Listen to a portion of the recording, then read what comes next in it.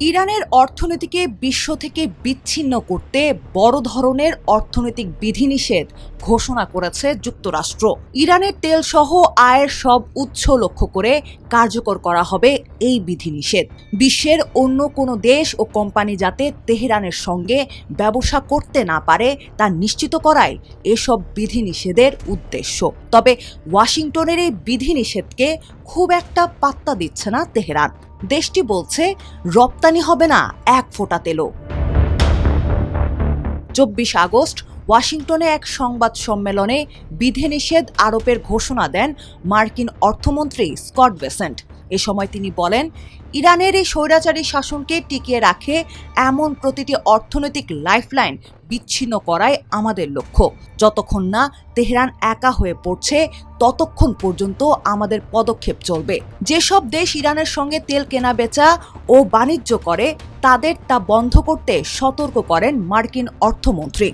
তার ভাষ্যমতে দেশগুলোকে যুক্তরাষ্ট্র ও ইরানের মধ্যে যে কোনো একটি পক্ষকে বেছে নিতে হবে।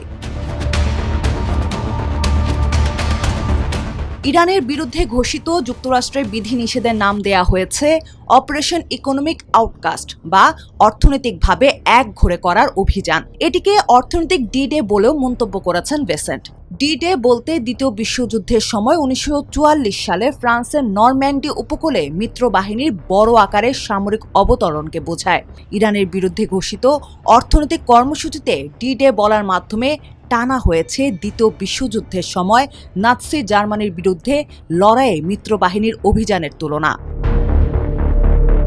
বেসেন্ট বলেন, ইরানের সঙ্গে ব্যবসা করা দেশ ও প্রতিষ্ঠানগুলোকে পড়তে হবে যুক্তরাষ্ট্রের সেকেন্ডারি নিষেধাজ্ঞার মুখে। সেকেন্ডারি নিষেধাজ্ঞা বলতে বোঝানো হয় নিষেধাজ্ঞার আওতায় থাকা দেশের সঙ্গে ব্যবসা করা তৃতীয় দেশের ব্যক্তি, প্রতিষ্ঠান বা ব্যাংকের বিরুদ্ধেও নিষেধাজ্ঞা দেয়া। অপারেশন ইকোনমিক আউটকাস্টের আওতায় লক্ষ্য করা হবে ইরানের 5টি গুরুত্বপূর্ণ লাইফলাইন। এগুলো হলো ডিজিটাল সম্পদ, প্রযুক্তি, সোনা, বিমান চলাচল ও নৌ পরিবহন। তবে ওয়াশিংটনের বিধিনিষেধ প্রত্যাখ্যান করে তীব্র প্রতিক্রিয়া জানিয়েছে তেহরান। দেশটি বলছে ইরানের সঙ্গে অন্য দেশগুলোর সম্পর্ক সীমিত করার মতো অর্থনৈতিক অবস্থানে নেই যুক্তরাষ্ট্র। ইরানের পার্লামেন্টের স্পিকার মোহাম্মদ বাঘের গালিবাফ দাবি করেন, তেহরানের সঙ্গে বাণিজ্য করা দেশগুলো গুরুত্ব দিচ্ছে না যুক্তরাষ্ট্রের বক্তব্যকে। ইরানের ভাষ্য, যদি অর্থনৈতিক যুদ্ধ চলে তাহলে এক ফোঁটা তেলও রপ্তানি হবে না।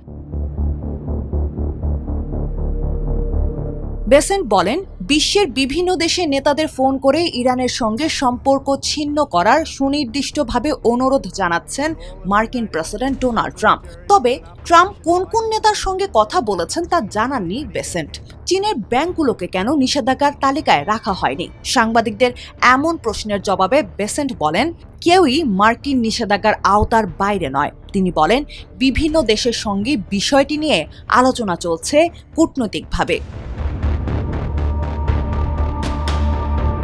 ইরানের উপর যুক্তরাষ্ট্রের নিষেধাজ্ঞা ও চাপ কাজ করবে না বলে মনে করছে চীন। এর আগে চীনের কাছে সহায়তা চেয়েছিল যুক্তরাষ্ট্র। দেশটি চেয়েছিল তারা যাতে যুক্তরাষ্ট্রকে ইরানের উপর চাপ তৈরিতে সহযোগিতা করে। চীন বহু বছর ধরে ইরানের তেলের সবচেয়ে বড় ক্রেতা। তবে চলতি বছরের মধ্য জুলাই থেকে ইরানের বন্দরে অবরোধ দেওয়ার কারণে বিঘ্নিত হয়েছে চীনে ইরানের তেল যাওয়ার প্রবাহ।